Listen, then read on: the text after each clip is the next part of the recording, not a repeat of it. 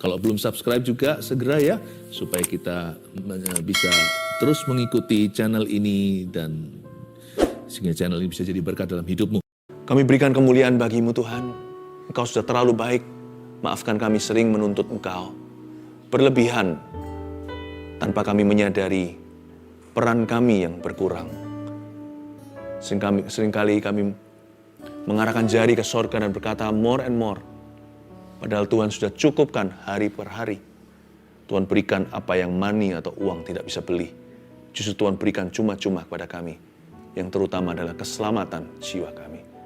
Thank you, terima kasih Tuhan. Thank you for family, terima kasih untuk keluarga kami. Terima kasih untuk pekerjaan kami. Yang belum punya pekerjaan, terima kasih untuk kesehatan. Dan terima kasih untuk jemaat saat teduh yang setia. Berkati firman Tuhan, sembunyikan hamba. Dalam nama Yesus. Amin. Puji Tuhan. Saya rindu dalam minggu ini, saat teduh begini. Hari ini, biarkan Kristus menggembalakan dan memuridkan kehidupan keuangan kita. Lalu hari Sabtu nanti, saya kok tergerak untuk mendoakan pasien kanker. Jadi kalau Anda adalah penderita kanker atau Anda kenal seseorang, maka saya dorong Anda untuk persiapkan hati. Nanti next saat teduh ini, mari kita exercise our faith at risk. Mungkin kita dengan with risk, kita dengan segala resikonya kita lawan arus yuk. Kita praktekkan iman kita untuk membantu saudara-saudara kita yang menderita, khususnya pasien kanker. Kita berdoa bagi mereka. Tapi hari ini, saya mau bicara tentang uang dan rasa cukup. Itu judulnya. Ambil Alkitab dan catatan juga. Buka bersama dengan saya di 1 Timotius pasal yang ke-6. Ayat 6-10. Uang dan rasa cukup. Kita akan baca ya. Memang ibadah itu kalau disertai rasa cukup memberi keuntungan besar. Sebab kita tidak membawa sesuatu apa ke dalam dunia. Dan kita pun tidak dapat membawa apa-apa keluar. Asal ada makanan dan pakaian cukuplah. Tetapi mereka yang ingin kaya terjatuh ke dalam pencobaan, ke dalam jerat, dan ke dalam berbagai-bagai nafsu yang hampa dan yang mencelakakan. Yang menenggelamkan manusia ke dalam reruntuhan dan kebinasaan. Karena akar segala kejahatan ialah cinta uang. Sebab oleh memburu uanglah beberapa orang telah menyimpang dari iman dan menyiksa dirinya dengan berbagai-bagai duka. First thing first, yang pertama Anda harus tahu bahwa uang itu berkat atau kutuk tergantung dari hati kita. Tergantung dari sikap hati. Dan uang ini penting sekali. Kalau tadi kita baca, di ayat-ayat terakhir yang kita baca tadi, kalau akar segala kejahatan ialah cinta akan uang. Berarti kita nggak bisa cinta sama Tuhan kalau nggak sampai dimuridkan ke akar-akarnya. Money is very close to human life. Uang itu adalah nilai tukar dan sangat dekat dengan kehidupan kita. Kalau mau ikut Yesus, harus dimuridkan segala-galanya, termasuk kehidupan keuangannya. Jadi kita bisa bilang kita orang Kristen, kalau keuangan tidak beres di mata Tuhan, kalau kita tidak benar soal mamon yang tidak jujur, maka iman kita adalah tanpa perbuatan. Iman itu adalah mati. Iman seseorang bisa gagah perkasa, tapi kalau keuangannya kebocoran di mana-mana, saya bukan bicara tentang kegagalan bisnis, saya bicara tentang ketidakjujuran. Kalau kita soal money nggak benar, berarti kita bukan orang benar. Karena uang itu sangat mengakar. Cinta akan uang itu akar segala kejahatan. Uang itu mampu begitu berakar dalam hati seseorang, membuat dia salah di hadapan Tuhan. Dalam satu hal ini, saya tidak mau salahi Tuhan atau salahi siapa-siapa. Saya dan keluarga saya punya prinsip kehidupan. Pokoknya soal uang, soal money, soal duit harus beres di mata Tuhan. Karena itu, ayat ini sangat perlu. Karena hari-hari ini, kita bukan hanya dilanda pandemi atau sakit tubuh. Ekonomi itu sangat dekat dengan setiap keluarga. Very close to every family. Mari kita serahkan ini kepada Tuhan juga. Dimulai dengan ayat 6. Firman Tuhan hari ini, memang ibadah itu kalau disertai rasa cukup, memberi keuntungan besar. Kata rasa cukup di situ dalam bahasa Yunaninya Anda bisa tulis sih, FYI, for your information aja untuk nambah-nambahin pengetahuan ya. Rasa cukup di situ dalam bahasa Inggrisnya kan content, feeling disertai contentment. Tapi dalam bahasa Yunaninya autarkeia, A-U-T-A-R-K-E-I-A. Saya ulang lagi ya, siapa tahu ada yang mau catat. A-U-T-A-R-K-E-I-A, autarkeia, yang artinya kepuasan batiniah yang tidak ada hubungannya dengan barang atau benda di luar sana. Ini maksudnya adalah perasaan syukur yang mendalam, yang tidak ada hubungannya dengan kita punya banyak atau kita sedang dalam kekurangan. Autarkeia, rasa cukup itu berakar pada Tuhan. Itu maksudnya. Dan ternyata rasa cukup ini di area keuangan ini merupakan area yang sangat-sangat licin buat orang-orang Kristen terutama. Buat anak-anak Tuhan tanpa kecuali, this is a slippery area atau area abu-abu. Makanya kita harus mengundang Kristus ke situ. Saya kasih contoh ya, rasa cukup itu bisa tidak terjadi dalam kehidupan kita tanpa terdeteksi. Itu bisa menjangkit hati kita tanpa kita duga dan kita nggak kerasa. Ternyata kita sudah jadikan Mamon sebagai Allah. Contohnya, kalau kita mulai kekurangan defisit di area ini dan mulai hilang rasa cukup, mulai hilang contentment atau autarkeia itu, Anda bisa uji, lab test sendiri. Begini, kalau kita dapat barang, benda, atau dapat keuntungan, berapa lama sih kepuasannya? Mobil baru, rumah kali, atau dapatkan promosi, gajinya bertambah, atau tiba-tiba dapat dividen, atau misalkan Anda dapat sebuah keuntungan, orderannya luar biasa, atau Anda bisa beli barang yang selama ini Anda idam-idamkan, sebuah benda yang Anda mimpikan. Coba tanya, rasa cukup kita itu di level berapa antibodinya? Itu loh, markernya itu setinggi apa, atau sedang defisit hari ini, Anda dan saya bisa mengerti dan tahu dan mengenali diri sendiri ketika kita dapat barang itu yang kita harapkan, yang kita doakan, benda materi. Berapa lama kepuasan hatimu? Kalau bentar aja udah craving for more, sudah haus dan lapar untuk memperoleh barang baru, bentar aja udah bosen nih, maunya sesuatu yang lain lagi, atau segini nggak cukup, dahulu aku idamkan, sekarang dosisku bertambah, alias seleranya semakin besar. Kalau sampai seperti itu, ingatlah bahwa autarkeia itu atau rasa cukup atau contentment itu telah berkurang dan mulai minggat dari hatimu. Memang ibadah itu kalau disertai rasa cukup memberi keuntungan besar. How long is your satisfaction? Lalu kalau kehilangan barang, benda, apalagi uang, how deeply grieved are you? Kita sedepresi apa, sestres apa, sampai pada taraf ingin bunuh diri nggak? Sampai pada titik di mana aku nggak mau hidup lagi, rasanya udah nggak bergairah hidup, sapa kanan kiri, untuk cium dan peluk keluarga sendiri, untuk beraktivitas, apalagi ibadah, cari Tuhan, berdoa, udah nggak nafsu, udah nggak pingin.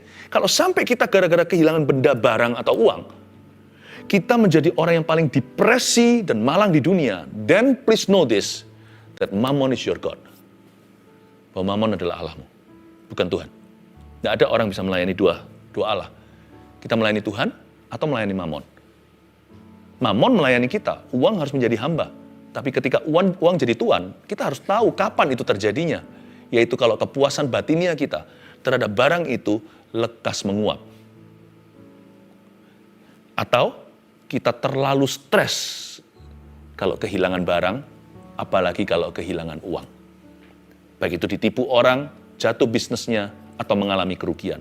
Kalau Anda sampai stres setengah mati, depresi, bahkan lihat keluarga aja sudah nggak selera cinta, apalagi lihat Allah udah kecewa, dan mungkin ada baiknya sekali-kali terpukul begitu, supaya kita itu nilai kekalnya tidak diambil, supaya suatu hari masuk surga kita itu nggak masuk setengah orang, supaya kita masuk segenap hati. Memang ibadah itu kalau disertai rasa cukup memberi keuntungan besar. Apakah keuntungan besar daripada rasa cukup atau autarkeia itu? Apakah keuntungannya merasa content? Yang pasti kita bisa puas dengan kehendak Allah. Bisa puas dengan hadirat Allah. Bisa puas sama manusia, itu loh keuntungannya. Tenang hatinya. Orang yang tidak menaruh harapnya pada harta, tapi ibadahnya itu disertai rasa cukup. Imannya sama Tuhan itu tidak bergantung pada possession atau apa yang dia miliki hari ini. Karena konten rasa cukup itu adalah kepuasan batinia, tidak berkenaan dengan barang dan benda, termasuk uang.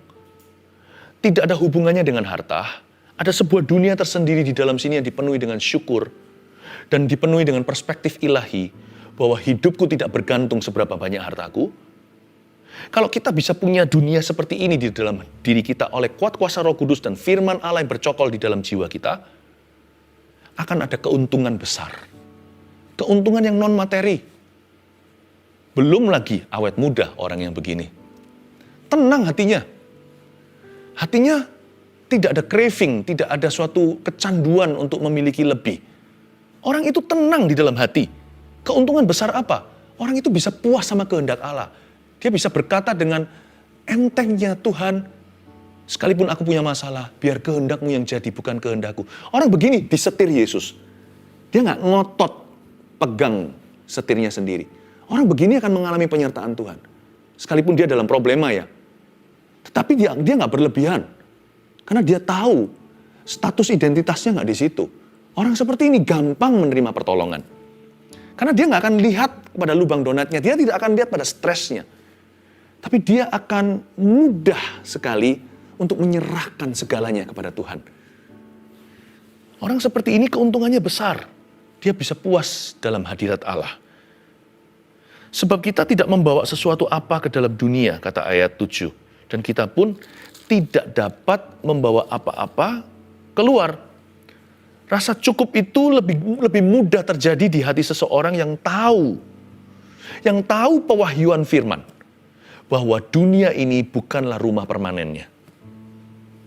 Orang yang percaya bahwa sorga itu nyata, bukan sorga yang di bawah telapak kaki ibu seperti pepatah bahasa Indonesia.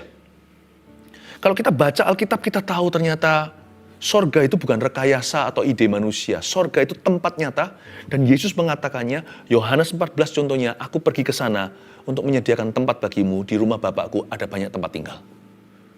Kalau kita tahu bahwa sorga itu ada, lebih gampang gitu. Sebab orang yang tanpa Tuhan, orang yang tidak punya iman, orang yang tidak punya visi kehidupan yang kekal, orang begitu lebih susah. Dia mau pol-polkan, mau gas secara maksimal, dia mau senangkan segala sesuatu, pum-pum masih ada di dalam tubuh. Karena dia nggak tahu ada kehidupan setelah kematian. Jadi dia rasa hidup ini sementara, hidup ini sebentar. Hanya materi yang bisa memuaskan saya. Saya harus gas kencang-kencang, harus nikmati segala perkara. Semakin dia lakukan itu, semakin kering rohnya. Semakin dia demikian, semakin hampa hatinya. Sebab Anda harus tahu, di dalam autarkeia, di dalam jiwamu, rasa cukup itu hanya bisa diisi dengan perkara-perkara yang kekal.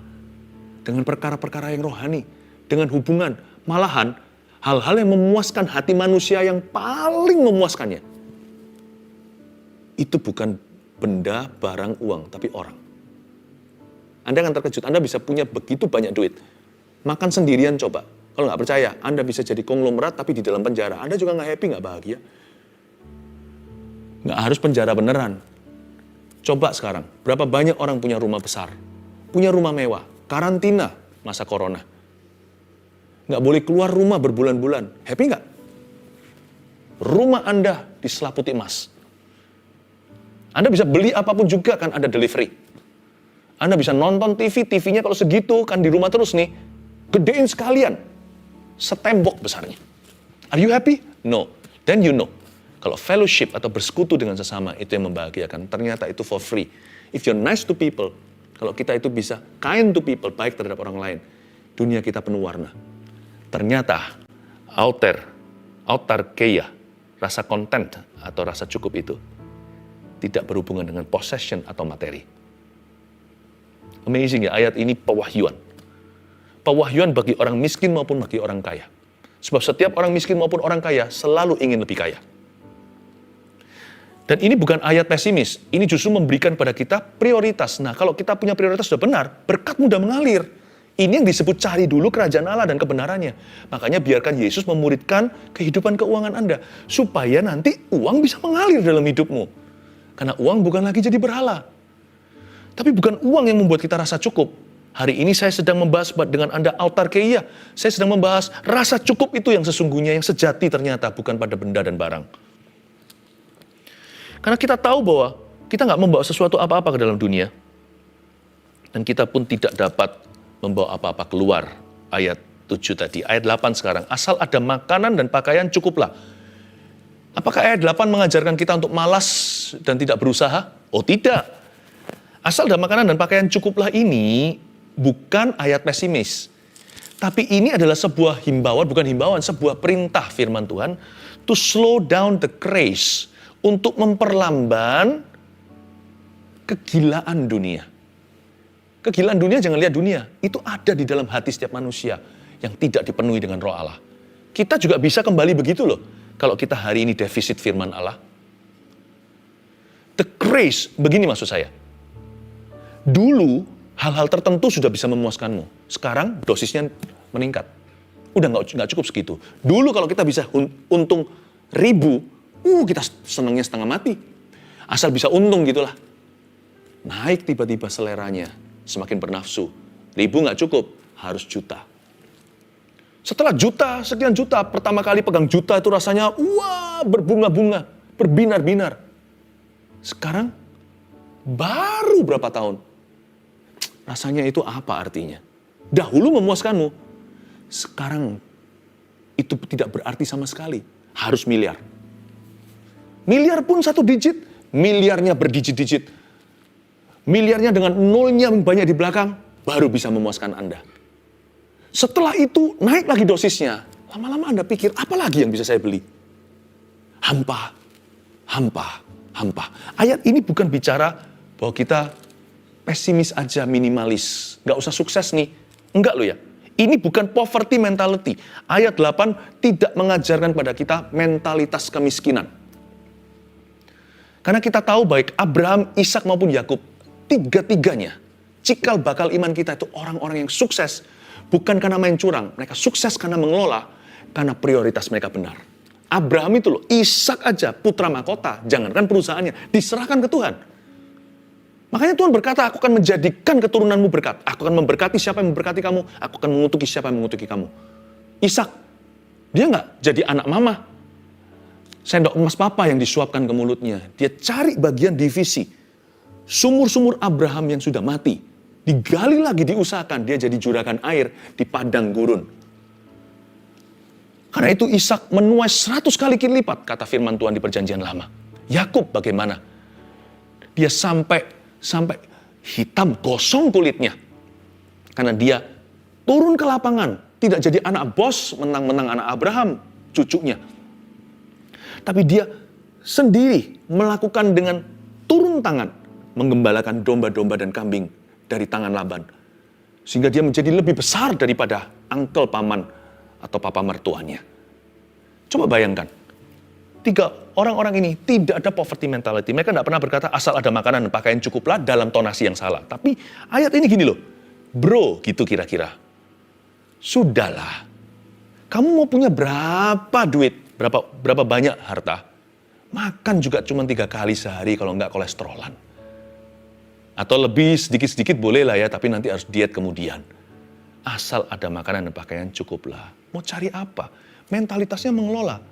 Bukan taruh identitas di situ. Andai ku kaya, sik asik. Bukankah ada lagu seperti itu? Zaman dulu berapa puluh tahun lalu. Di televisi-televisi Indonesia, belum zamannya YouTube nih. Ya kan? Lagu anak kecil. Andai ku kaya. Jangan, kalau kita punya mentalitas gitu, andai ku kaya, ayat ini adalah antibiotiknya. Ini netralisirnya, ini vaksinnya. Asal ada makanan dan pakaian, cukuplah sayang. Cukuplah. Mau cari apa? Mentalitasnya mengelola. Memuliakan Allah dengan harta kita. Dan menikmati dengan cara yang baik dan proporsional. Sebenarnya manusia itu nggak butuh banyak harta sih. Kalau sampai banyak harta itu kepercayaan. Kita per orang, per individu itu sedikit harta secukupnya aja. Berikan pada kami hari ini makanan kami secukupnya. Secukupnya aja hidup kok. Nikmat kok. Makanya itu slow down the craze. Tolong diperlamban overdosisnya. Dibuat ada pelan perkembangan nafsunya. Dibuat lebih relax gitu. Dibuat lebih tenang. Upgrade keinginannya. Ayat 9. Tetapi mereka yang ingin kaya terjatuh ke dalam pencobaan, ke dalam jerat dan ke dalam berbagai-bagai nafsu yang hampa dan yang mencelakakan, yang menenggelamkan manusia ke dalam keruntuhan dan kebinasaan. Nah ini masalahnya di sini. Tetapi mereka yang ingin kaya, jadi bicara kepada orang miskin maupun orang kaya, karena orang miskin dan orang kaya dua-dua selalu ingin lebih kaya. Tetapi mereka ingin kaya. Apa salahnya dengan ingin kaya? Bukan. Yang di sini ingin kaya jadi motivasi. Tapi kalau kita jadikan itu ambisi kerja itu nggak apa-apa. Kita mau sukses, kita mau berhasil. Kita jual barang, mau laku barangnya. Haruslah, itu lumrah. Tapi kalau ini jadi motivasi menggantikan Allah. Uang itu punya unsur seperti Tuhan. Dia mencoba uang kalau tidak kita kendalikan dengan iman yang sehat, dia akan liar dan berusaha untuk menjadi KW-nya Tuhan. Karena uang bisa memberi kita rasa aman yang palsu. Uang itu punya karakteristik yang meniru Tuhan. Dia bisa memberikan kepada kita jaminan masa depan. Dia seolah-olah bisa membeli segala sesuatu. Mau coba KW meniru kemahakuasaan Allah. Tapi uang bukan Allah. Itulah sebabnya yang ingin kaya ini di dunia motivasi. Nah ini salah, menggantikan Allah. Tapi kalau itu jadi visi kerja kita supaya kita berhasil dan sukses, it's okay sih. Tapi yang masalah di sini adalah kalau mereka yang ingin kaya terjatuh ke dalam pencobaan. Garis bawahi kata pencobaan. Jatuh ke dalam pencobaan. Nah ini bagi orang yang suka tergesa-gesa ini. Ini mulai masuk spekulasi ini. Ke dalam jerat, ada kata jerat di situ. Nah masuk jebakan. Jadi agak buta, kurang matang decision atau keputusannya. Karena dia merasa keuntungan, sudah lambai-lambai tangan, sini. Dia nggak pikirkan hulu ke hilirnya. Nggak lihat prosesnya. Kenapa gitu? Karena ke dalam jerat dan ke dalam berbagai-bagai nafsu yang hampa dan yang mencelakakan dan menenggelamkan manusia ke dalam keruntuhan dan kebinasaan. Ada kata pencobaan, nafsu, ada kata keruntuhan, kebinasaan setelah kalimat mereka yang ingin kaya. Hati-hati dua hal ini ya. Orang yang suka ambisi di area baru, sedangkan dia tidak menguasai bidangnya. Dia nggak lihat prosesnya.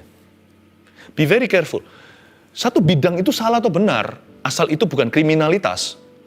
Itu nggak bisa, itu relatif per orang. Bidang itu benar buat saudaraku, tapi kalau saya masuk ke situ saya salah, karena saya nggak menguasai bidang itu. Saya berjudi di sana. Bagi orang lain, mereka itu study for it. Mereka belajar. Bagi mereka bukan area abu-abu. Bagi mereka di situ adalah suatu medan perang yang mereka terlatih untuk itu. Saya nggak begitu. Jangan coba-coba. Belajarlah setia dengan 5 roti 2 ikan. Apapun yang setelah Anda jalankan, sinergikan hidupmu dengan itu. Dan belajar tanggung jawab dulu dengan hal yang demikian. Miliki perencanaan yang matang, karena itu jangan rencana sendiri. Libatkan keluarga. Alangkah baiknya suami istri sama-sama bertumbuh dalam Kristus. Supaya nggak seperti Anania Safira, saling menjatuhkan. Malah justru saling melengkapi, saling memperingati. Menjadi spion kanan, spion kiri. Tapi puji Tuhan kita juga ada dalam komunitas, di gereja yang saya gembalakan. Ada pemimpin-pemimpin rohani yang selalu membantu mereka, yang tidak memanipulasi. Tidak ingin diberi apa-apa dari sukses orang. Benar, kami ini kerja. Kami ini kerja dengan giat lebih daripada banyak orang. Sehingga kami hidup secara sah. Tetapi orang-orang yang ada di sekeliling kami doakan supaya mereka sukses. Untuk mereka, bukan untuk kita. Tujuannya adalah supaya Tuhan disenangkan. Libatkan orang-orang yang baik, yang dapat dipercaya, yang dewasa rohani. Jangan Anda itu masuk ke dalam sebuah area baru hanyalah bermodalkan ambisi atau spekulasi, namun tanpa disiplin yang tinggi. Ada area-area yang memang judi, tapi Anda jangan tanya sama saya, contohnya kayak saham. Saham itu judi atau enggak? Loh, tergantung ada cara orang bermain untuk ambil keuntungan secepat-cepatnya, lalu gila-gilaan, uang pas-pasan dicemplungkan semua. Itu salah sendiri, bukan? Saya akan berhati-hati memberi nasihat apapun.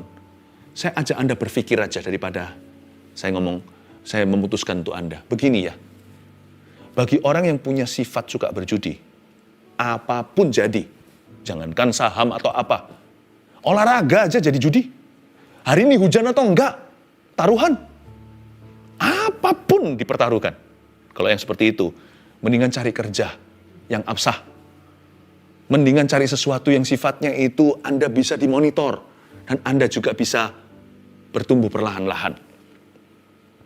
Tapi ada area tertentu memang, jika itu terlalu spekulasi. Tapi kalau Anda memang terlatih dan Anda punya disiplin yang tinggi, budgeting Anda jalan.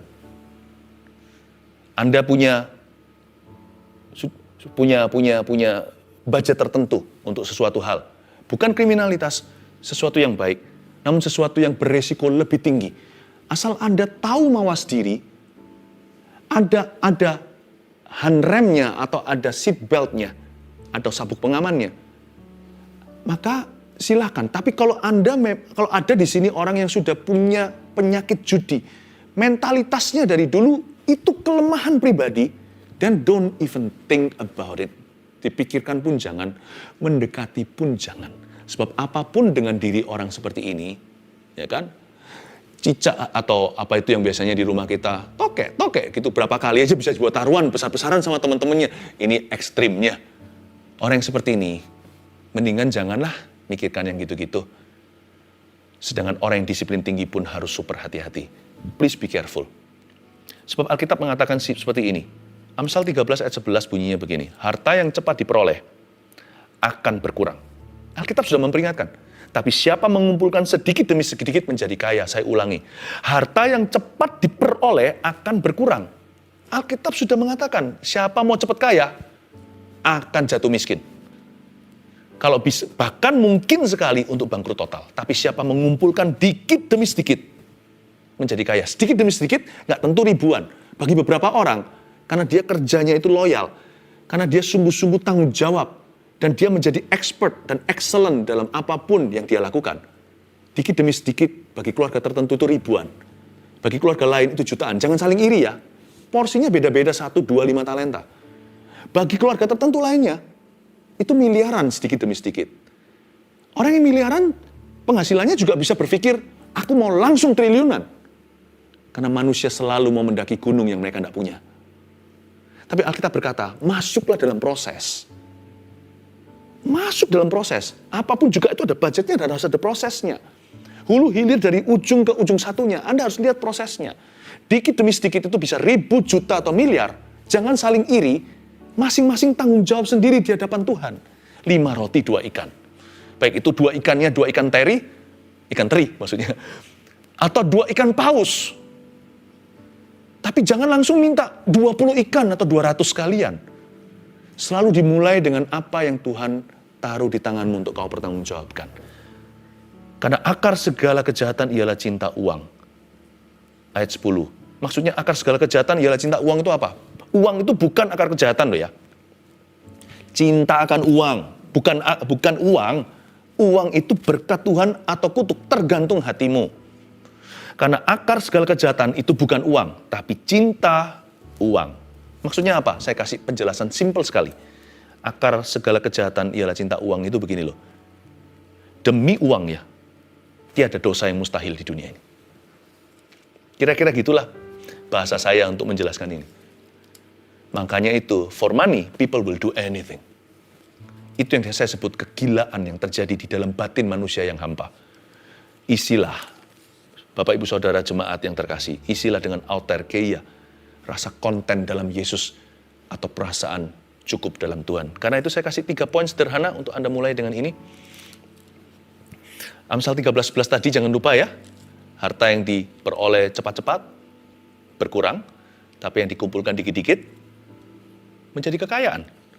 Karena itu tulis ini. Yang pertama, taruhlah percaya pada Tuhan dan bukan pada harta. Saya kasih kata-kata hikmat. Saya rasa di saat teduh kali ini banyak the words of wisdom. Banyak kata-kata hikmat. Taruhlah percaya pada Tuhan dan bukan pada harta. Alkitab jelas-jelas berkata, seberapa banyak pun hartamu, hidupmu tidak bergantung sama itu loh. Ada apa-apa terjadi, Anda hanya bisa beli ekstra oksigen tank. Nggak bisa nambah nyawa. Apalagi nambah sahasta hidupmu, nggak bisa. Ya, taruhlah percaya pada Tuhan, bukan pada harta.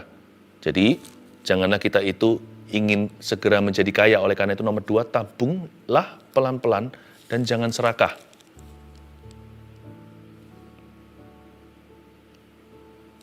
Tabunglah pelan-pelan dan jangan serakah. Jadi, tangkap ini prinsipnya dulu ya. You must have spiritual principles. You must have the right spiritual principle. Hari ini Tuhan Yesus memuridkan keuangan kita. Dan prinsip kedua yang saya bagikan tadi adalah tabunglah pelan-pelan ya, Bapak Ibu Saudara, dan jangan serakah. 3, terakhir, belajarlah memberi. Dan nikmati dengan keluarga. Jangan hanya nikmati kalau dapat barang atau benda. Sama keluarga itu nikmati pemberian. Maksudnya nikmati roh memberi. Bersama-sama dengan keluarga, kita bisa memberi. Itu nikmat. Jadikan itu perayaan. Nanti ya, keluarga yang bisa menikmati memberi bersama, bisa menikmati menerima bersama. Berkat-berkat dari Allah. Belajarlah memberi dan nikmati dengan keluarga. Dan juga berarti, nikmatilah keluargamu. Hari ini apakah Anda kaya atau miskin, kita punya atau kekurangan, you can always enjoy your God. You can always enjoy your family. Kita selalu bisa menikmati Tuhan dan selalu bisa menikmati keluarga kita. Ada El Shaddai soalnya. Ada Allah yang Maha Kuasa pernah berkata seperti ini. Bukankah Tuhan sudah berfirman? Jangan takut. Sekali-kali aku tidak akan meninggalkanmu, tidak menolakmu. Aku akan memeliharamu. Yehova Jireh itu sungguh-sungguh nyata dalam kehidupan orang yang percaya. Tak usah ku takut, yang telah mencukupkan segala sesuatu. Batinku tahu, Engkau cukup bagiku. Jesus is enough for me. Terima kasih hari ini Engkau mendidik, mengurapi, dan memuridkan setiap kami di area keuangan. Kami mengerti rasa cukup dari Tuhan. Thank you for all your blessings. Terima kasih Tuhan, kami tidak mengingini berkat orang lain. Kami tidak mengingini lebih. Kami hanya ingin Engkau lebih daripada segala sesuatu yang lain. Terima kasih Tuhan. Terimalah berkat dari Allah Bapa, Allah Putra dan Allah Roh Kudus yang memenuhkan dan memuaskan hati setiap kita. Yesus mengasihi Anda dan saya. Dalam nama Yesus, Tuhan memelihara. Amin.